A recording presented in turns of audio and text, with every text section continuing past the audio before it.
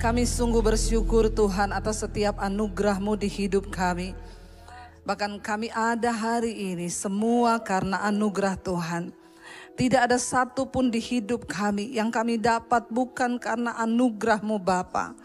Karena itu kami datang hari ini. Biarlah Engkau puaskan kami dengan firman-Mu. Tegur kami lewat firman-Mu. Nasihati kami, perbaiki kami lewat firman-Mu Tuhan. Berbicara bagi kami, urapi hamba-Mu yang tidak ada apa-apanya.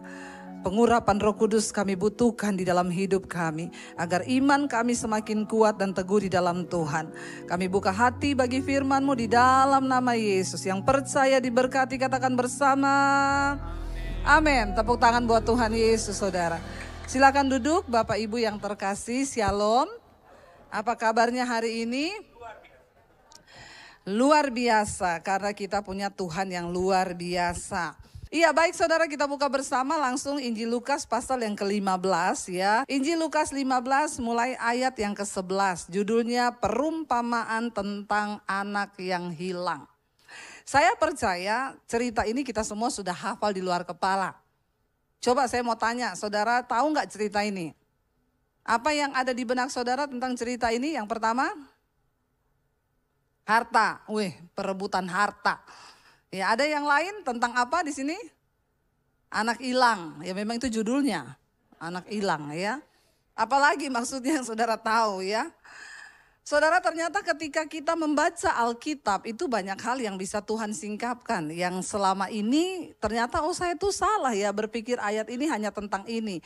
Saya pun ketika membaca lagi ini, ada banyak pemahaman dan pewahyuan yang baru yang Tuhan berikan ya. Walaupun khotbah itu sudah kita khotbahkan, kadang ya Tuhan bukakan sesuatu yang baru ya di hari-hari yang lain sesuai dengan apa yang dibutuhkan oleh jemaat. Ayat yang ke-11, Injil Lukas 15 ayat 11 berkata begini, kita baca bersama 1, 2, 3.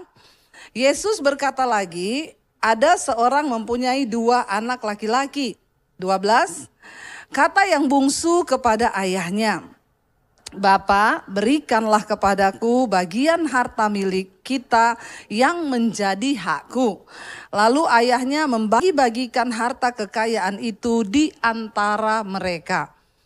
Saudara, kira-kira kita punya anak, kita masih hidup, anak kita datang dan ngomong, "Pak, saya mau minta harta bagianku. Toh juga pasti papa mati. Daripada saya tunggu papa mati, bos sekarang aja dikasih." Yang namanya warisan itu harusnya kan diberi setelah orang tuanya meninggal. Tapi ini anak saudara ya sangat-sangat ya memang gila harta. Ada orang-orang gila harta saudara. Tapi di sini tidak ada. Amin. Insya Allah. Karena nggak ada yang ngaku ya. Saudara, jadi papanya masih hidup, dia minta harta. Ya Pak, kasih dong harta milikku yang harusnya menjadi bagianku.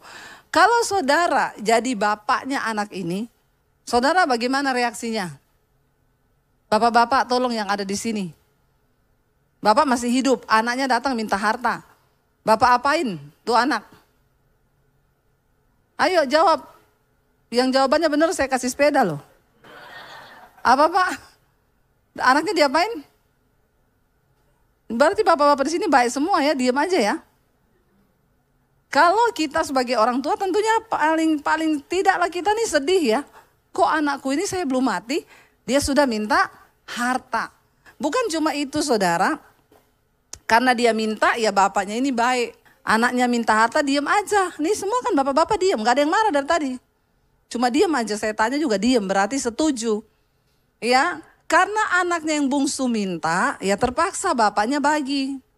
Berdua dapat, ya. Memang hidup ini serba susah, saudara. Orang tua miskin, anak ribut, ya. Orang tua kaya juga, anak ribut. Ya, ada ibu-ibu konseling sama saya, Bu, saya tuh bingung, Bu. Saya ini kan mau bagi harta saya udah tua.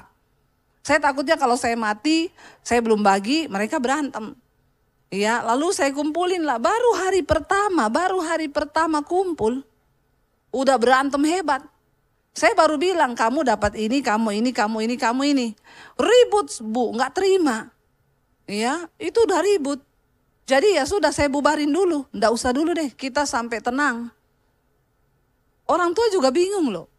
Ya, saya bilang sama ibu itu, kalau saya jadi ibu, anak saya begitu, ya, saya bilang dasar anak nggak tahu diri, nggak kerja, cuma mau terima, masih protes. Pulang sana semua, nggak ada dapat apa-apa. Tak sumbangkan ke panti asuhan atau ke sekolah misi DBTV. Nggak usah tepuk tangan. Pret. Ya, ini kadang memang ada anak-anak itu yang nggak tahu diri loh, ya. Hanya berharap harta orang tua, bahkan belum mati sudah diminta. Terpaksa dibagi. Ayat 13 berkata begini. Beberapa hari kemudian dia udah dapat harta kan. Anak bungsu itu menjual semua bagiannya, lalu dia pergi ke negeri yang jauh. Di sana ia hidup memboroskan harta miliknya itu dengan hidup berfoya-foya. Ya, ini banyak anak-anak muda sekarang ini begini. Pokoknya mereka itu berfoya-foya, menghabiskan uang. Ya, apalagi dengan adanya media sosial sekarang, banyak orang itu pura-pura kaya. Lebih susah pura-pura kurus daripada pura-pura kaya. Jadi enggak usah pura-pura. Kalau pura-pura kurus itu kita difoto cuma tahan napas. Fotonya agak atas, sudah di-upload kelihatan kurus. Tapi habis itu 5 menit enggak tahan tuh tahan napasnya. Habis itu gendut lagi.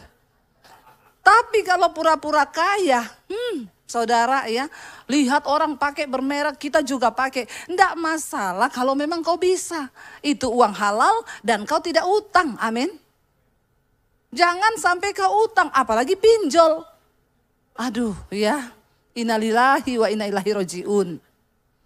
Benar saudara, jangan, hidup ini apa adanya saja. Ya nggak dilarang kalau kau memang cukup, beli aja. Tapi jangan sampai yang bikin berdosa hasil utangan, apalagi hasil nipu orang. Ya, mau pura-pura kaya akhirnya terjebak sendiri. Capek hidup ini. Ingat hukum fisika berkata tekanan berbanding lurus dengan gaya. Makin banyak gayamu, makin banyak. Bilang kanan kiri, jangan banyak gaya. Dia pergi jual saudara. Dan dikatakan dia berfoya-foya, dia habiskan semua uang itu. Ayat 14, setelah dihabiskannya semuanya, timbullah bencana kelaparan di negeri itu. Dan ia pun mulai melarat. Bukan miskin, ini di bawahnya miskin. Melarat, larat, rat-rat. Orang kalau sudah melarat itu di bawahnya miskin. Ya, makan aja susah saudara. Dia tidak tahu ternyata keadaan ini bisa berubah. Tiba-tiba terjadi bahaya bencana kelaparan. Dunia ini berubah. Makanya kalau saudara punya uang, ya ayo rajin harus pintar bisa mengelola keuangan. Ya, yang pertama tentunya menabur. Amin. Enggak ada yang amin, disuruh menabur. Biasa aja mukanya. Baru dengar kata menabur sudah. Ya, kunci untuk Anda menuai adalah menabur, ya. Saudara, ini anak enggak pinter mengelola keuangan, ya. Di masa muda dia dapat harta yang dia enggak cari. Memang banyak sekarang anak-anak itu karena hidupnya sudah terlalu enak, mereka enggak ngerti kerja, enggak ngerti cari duit itu susah. Cari duit susah apa enggak? Ya, kalau ada yang bilang gampang, cari duit itu susah loh. Enggak usah jauh-jauh, coba saudara jalan dari ruangan ini ke sana ke depan, cari duit, dapat enggak? Ya, lihat di jalan ini ada duit enggak ya? Susah cari duit itu. Suami, uangmu dicari istri aja susah, iya enggak? Ibu-ibu yang suka cari duit di rumah? Ya, di lipatan-lipatan kantong suami? Ya, saudara cari uang itu susah, makanya kita harus ajar anak-anak kita itu supaya belajar menghormati dan menghargai uang. Ini anak nggak pernah diajar, makanya begitu dapat sekian langsung habis sekian, dibelanjakan semua. Nggak ngerti akan ada bencana, kelaparan dan lain sebagainya. Kita bersyukur hari ini Indonesia dijagai Tuhan. Amin. Tidak ada bencana kelaparan. Ya, beras naik karena mau lebaran. Dan juga banjir di mana-mana. Jadi gagal panen. Tapi bersyukur tidak terjadi kelaparan. Ya, kita bersyukur justru di masa-masa sulit seperti ini, saudara yang berlebih, bagi sembako sama orang miskin, amin. Jangan beli tas terus, amin. Aminnya yang rela. Bagi sekali-sekali nggak usah beli LV, ya. Dia punya cadangan buat LV, beli buat sembako, bagi sama orang miskin. Aminnya terpaksa. Itu baru hidupmu itu jadi berkat, saudara. Ya, dikatakan di sana tiba-tiba datang bencana kelaparan dan dia menjadi melarat karena tidak punya persiapan apa-apa. Ya, makanya orang tua bekali anak-anak kita sebab harta itu tidak menjadi jaminan kebahagiaan. Lalu anak ini saudara melarat, ayat 15. Saat dia sudah melarat, baru dikatakan begini ayat 15. Lalu ia pergi dan bekerja pada seorang majikan di negeri itu. Orang itu menyuruhnya ke ladang untuk apa? Menjaga babinya. Setelah melarat baru pikir cari kerja. Ya, jangan sampai seperti itu anak muda sekarang. Tuhan itu beri kau banyak potensi dalam dirimu. Kembangkan itu. Ya, jangan mager hari-hari ini lihat handphone terus setengah hari habiskan waktu lihat handphone nih anak-anak sekarang nih. Ya, nggak mikir masa depan. Kembangkan dirimu, banyak hal dalam dirimu yang bisa digali. Ya, jangan cuma main handphone habiskan waktu, sudah melarat baru pengen cari kerjaan. Dari sekarang mulai mikir. Tapi anak-anak sekarang itu ya baru lulus SMP, SMA, udah party-party, mabok-mabok, baru lulus SMA ini. Dia belum buka mata melihat kehidupan ini. Ya, kau juga jangan sibuk pacaran anak muda, masih SMP udah ganti-ganti pacar, SMA, ya. Makan tuh cinta. Dek, ternyata cinta tidak seindah yang kau bayangkan, Dek. Kau pikir setelah nikah makan cinta kenyang. Anggaplah ini makmu yang lagi marah-marahin kau. Ya, karena makmu di rumah gak bisa marah-marahin kau. Saya yang marahin. Buka mata lebar-lebar, pakai otak dan logika kita yang sudah diberi Tuhan. Berpikir untuk masa depanmu. Kita belajar dari anak ini. Dikasih harta, bukannya investasi kek, beli ruko kek. Atau apa kek, malah dihabiskan berfoya-foya. Akhirnya bekerja jadi penjaga babi. Karena gak punya kalian apa-apa. Bisanya cuma jaga babi. Masih untung diterima. Lalu dikatakan di sana apa saudara? Ayat 16. Ia ingin mengisi perutnya ya dengan ampas yang menjadi makanan babi itu. Saya selama ini mendengar orang khotbah anak bungsu menjual harta lalu dia makan makanan babi. Ini belum makan, belum. Dia ingin makan makanan babi tetapi apa? Tidak seorang pun yang memberikannya kepadanya. Bayangkan loh, cuma pengen makan ampas babi. Nggak bisa, karena nggak ada yang kasih. Kasihan nggak nasibnya? Melarat memang, pengen makan makanan babi, nggak bisa. Cuma pengen makan makanan babi, tetap nggak bisa. Lalu saudara dikatakan di sana, akhirnya dia mulai menyadari saudara, ya merenung orang itu. Kalau sudah ada di titik kesulitan hidup, melarat, harusnya banyak-banyak merenung. Apa yang salah ya dengan hidupku? Jangan sebaliknya iri sama orang yang sukses. Belajar dari kisah hidup orang. Renungkan hidupmu, kenapa aku begini? Bertanya kepada Tuhan, apa yang salah dari diriku saudara? Ayat 17 gini, lalu ia apa? Menyadari keadaannya.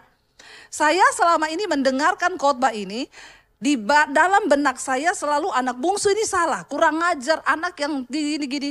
Tapi ternyata di ayat ini kita lihat, di tengah pergumulan hidup yang berat, ternyata dia merenung dan menyadari keadaannya, sadar. Ya, sadar. Orang itu yang penting sadar aja. Dikatakan di sana, dia berkata begini saudara, katanya, betapa banyaknya orang upahan Bapakku yang berlimpah-limpah makanannya, tetapi aku di sini apa? Mati kelaparan. Dia baru ingat dari kecil dia lihat bapaknya punya banyak pegawai. Tapi pegawainya itu di rumah makan berlimpah-limpah, dikasih makan sama bapaknya. Lah aku di sini mati kelaparan karena pengen makan makanan babi saja, kalah saing sama babi. Nggak bisa. Babi lebih berharga dari dia. Nggak dikasih makan dia. Bayangkan saudara. Lalu dia sadar akan hal itu. Ayat 18, ini yang dia lakukan. Saudara, seburuk apapun keadaanmu, sebesar apapun kesalahanmu, hari ini sadarlah lalu lakukan ini. Dikatakan ayat yang ke-18. Aku akan bangkit dan pergi kepada Bapakku dan berkata kepadanya, Bapa, aku telah berdosa terhadap sorga dan terhadap Bapa. Kita bisa salah saudara. Kita bisa melakukan dosa yang besar. Kita bisa salah mengambil keputusan. Tapi jangan pernah engkau terpuruk dalam keadaan itu. Yang pertama sadar, yang kedua bangkit. Yang ketiga yang terpenting, temui Bapakmu, akui dosamu, dan bertobat. Amin. Dia punya niat akhirnya di hati. Ternyata adalah yang terbaik, aku ini bertobat. Dan aku akan kembali kepada Bapakku untuk apa? Mengaku dosa. Aku sudah berdosa terhadap Tuhan dan juga terhadap Bapa. Alkitab berkata, berbahagialah orang yang mengakui dosanya dan meninggalkannya. Tapi terkutuklah orang yang menyembunyikan dosanya dan terus hidup di dalamnya. Keluarga yang sehat itu tidak luput dari kekurangan saudara. Mungkin satu saat suamimu akan buat dosa. Mungkin satu saat istrimu akan buat dosa. Mungkin satu saat anakmu akan buat dosa. Bahkan mungkin satu saat orang tuamu akan buat dosa. Itu adalah sesuatu yang wajar terjadi. Tapi yang tidak wajar ketika engkau berdiam tinggal dalam dosa itu. Membiarkan dirimu terjerumus di sana. Hari ini sadarilah keadaanmu saudara. Ayo kita sadar. Sebab itu adalah awal dari pemulihan. Mengaku. Ya, mengaku dosa ya. Sebab pengakuan itu akan mendatangkan belas kasihan Tuhan. Anak ini berpikir begini, aku akan bangkit dan aku akan pergi menemui Bapakku. Dan aku akan berkata kepadanya, Bapa, aku telah berdosa terhadap sorga dan terhadap kamu. Lalu dia bilang begini, ayat 19, ini dalam perenungannya loh saudara. Aku tidak layak lagi disebutkan anak Bapa. Jadikanlah aku sebagai salah seorang upahan Bapa. Dia pengen pulang. Bukan untuk diakui sebagai anak. Dengar ini baik-baik. Anak bungsu ini memiliki mentalitas yang berbeda ketika dia mengalami kesulitan hidup. Dia pengen pulang sama bapaknya cuma untuk yang pertama mengaku dosa. Meminta ampun kepada bapaknya. Dan akan berkata gini, Pak, aku ini udah bikin salah besar. Aku ini tidak layak lagi disebutkan anak. Aku datang ke sini, aku mau melamar menjadi pegawaimu. Niatnya itu baik loh. Dan dia tahu diri. Dia sudah menghabiskan semua harta orang tuanya. Tapi dia mau datang dengan niat dari hati yang tulus mengakui dosa. Minta ampun dan jadikanlah aku sebagai pegawaimu. Karena dia tahu pegawai bapaknya bisa makan dengan puas, sementara dia bisa mati lapar. Ayat 20 dikatakan, maka bangkitlah ia dan pergi kepada bapaknya. Saudara, kalau hari ini engkau terikat di dalam dosa atau apapun, jangan tunda untuk tinggalkan dosa itu. Anak yang hilang ini, dia berpikir dalam hati, aku akan pergi, aku akan bangkit. Tapi itu bukan cuma akan. Banyak orang Kristen hanya berkata, aku mau tinggalin dosaku, aku mau bertobat. Besok gitu lagi, aku mau tobat, nggak bertobat lagi, gitu lagi. Tapi anak yang hilang ini, dia bertindak. Dikatakan, maka bangkitlah ia dan pergi kepada bapaknya. Dan ayat ini luar biasa berkata begini saudara. Apa baca bersama 1, 2, 3. Ketika ia masih jauh, ayahnya telah melihatnya. Pertanyaan saya, kok bisa? Dia masih jauh loh. Kok bisa bapaknya melihat dia tuh? Dia kan gak telepon dulu tuh, Pak, aku mau pulang ya. Dia kan gak WA dulu tuh, Pak, aku nanti mau balik ya. Tolong tungguin aku. Tapi kenapa ayat ini berkata, waktu anaknya itu masih jauh, bapaknya sudah melihat dia. Saudara tahu kenapa? Karena setiap hari kerjaan bapaknya itu hanya berdiri di depan rumah dan menunggu kapan anak itu pulang. Sebuah pengharapan di hati bapaknya. Bagi dia harta itu tidak berarti, tapi hidup anaknya itulah yang berarti. Setiap hari bapak itu melihat sampai kejauhan, menunggu kapan anak ini pulang. Percayalah saudara, apapun keadaanmu hari ini, Tuhan itu tunggu engkau datang secara pribadi, datang di kakinya untuk tersungkur. Karena Tuhan selalu menunggu kapan engkau balik. Kapan engkau datang anakku, aku pengen peluk engkau dan beri kasih itu. Mungkin hari ini engkau lelah, mungkin hari ini engkau letih dan berkata aku capek dengan hidup ini. Tuhan menunggumu datang saudara. Dengan kekuatan kita, kita tidak akan pernah sanggup menghadapi hidup. Kita butuh Tuhan, kita butuh pelukannya, kita perlu kasih Bapa itu di hidup kita. Dia tunggu engkau, dia setiap hari berdiri menanti anak itu datang. Karena itu Alkitab berkata, masih jauh, anak itu masih jauh. Tapi Bapa melihat dia datang. Satu kerinduan Tuhan yang tidak dapat tergantikan dengan uang atau persembahan apapun. Yang terbaik yang bisa kita berikan kepada Tuhan adalah persembahan hidup. Yang kita bawa kepada dia dan berkata, ini aku Tuhan. Aku mau menyenangkan hati Bapa. Dia gak peduli berapa yang sudah dihabiskan oleh anak itu. Tapi dia menunggu, dan menunggu. Kapan engkau datang kembali kepada dia. Jangan pergi terlalu jauh. Kembali kepada Tuhan. Dia tunggu engkau balik saudara. Ketika Bapak itu melihat dia masih jauh. Lalu tergeraklah hatinya oleh belas kasihan. Tuhan itu penuh dengan belas kasihan. Ayahnya itu dikatakan apa saudara? Dia berlari. Dia tidak tunggu anak itu datang. Dia berlari menyambut anak itu.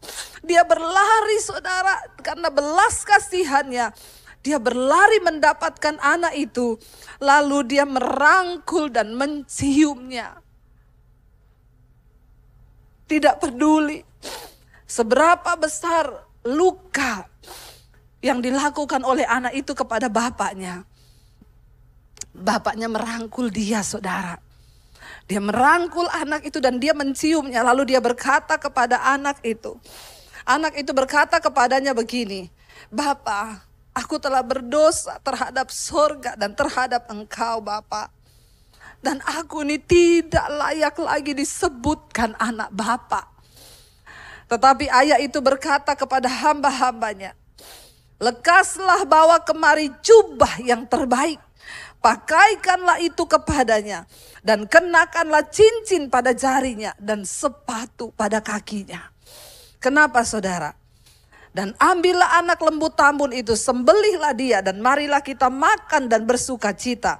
Sebab anakku ini telah mati dan menjadi hidup kembali. Ia telah hilang dan didapat kembali. Maka mulailah mereka bersukaria. Dia diberikan jubah yang terbaik. Dipakaikan cincin yang termahal. Kenapa? Karena begitu Bapak itu hatinya senang. Karena ada satu anak yang dia tunggu selama ini akhirnya pulang kembali. Gak peduli berapa banyak harta yang sudah dia habiskan. Karena bagi bapaknya memiliki segala-galanya. Dia beri harta itu dia gak pernah kehilangan. Karena uang terus datang lewat usahanya. Tapi dia lebih peduli akan kehidupanmu saudara. Tuhan itu tertarik dan dia tunggu hidupmu yang engkau persembahkan bagi dia. Lalu dia sembelih anak lembu tambun, mereka bersukaria. Karena bapaknya bilang dia harusnya mati. Tapi dia kembali. Itulah kasih Tuhan kepada kita. Saudara, apakah hari ini anakmu berbuat dosa dan engkau tidak bisa mengampuni? Apakah hari ini bapamu berbuat dosa dan engkau gak bisa mengampuni? Apakah suamimu hari ini berbuat dosa dan engkau tidak bisa mengampuni? Mari kita belajar dari Tuhan. Ini adalah sebuah perumpamaan yang Yesus berikan, saudara. Untuk orang-orang yang mau kembali sekalipun engkau terhilang. Sebesar apapun dosamu, ingat, pertobatan. Itu yang menyenangkan hati Tuhan. Akhirnya saudara, mereka bersukaria berpesta. Karena anak yang hilang ini kembali kepada Bapa. Anak yang tadinya mati ini kembali kepada Bapa. Tetapi dikatakan di sana ayat 25. Anaknya yang sulung ya pulang, saudara. Yang berada di ladang, dan ketika ia pulang dan dekat ke rumah, ia mendengar bunyi seruling dan nyanyian tari-tarian. Anak yang sulung pulang, ada pesta apa ya di rumah bapak? Lalu dia bersegera datang, dia memanggil salah seorang hamba dan bertanya kepadanya, apa arti semua ini? Lalu hamba itu menjawab, adikmu telah kembali dan ayahmu telah menyembelih anak lembu tambun karena ia mendapatkannya kembali dengan sehat. Maka saudara, apa yang dikatakan ayat 28? Marahlah anak sulung itu dan ia tidak mau masuk. Bayangkan, yang satu pulang, yang satu ini mau pergi, tidak mau masuk. Dia cuma di luar, nggak mau masuk rumah. Lalu dikatakan di sana apa? Lalu anaknya itu tidak mau masuk, tetapi ayahnya apa? Keluar. Jadi bapaknya yang keluar mendapati dia. Karena dia ngambek. Dia gak mau masuk rumah. Bapaknya keluar mendapati dia, saudara. Dan bapaknya berbicara dengan dia. Tetapi ia menjawab kepada ayahnya. Ya, dia bilang kepada ayahnya begini. Telah bertahun-tahun aku melayani bapak.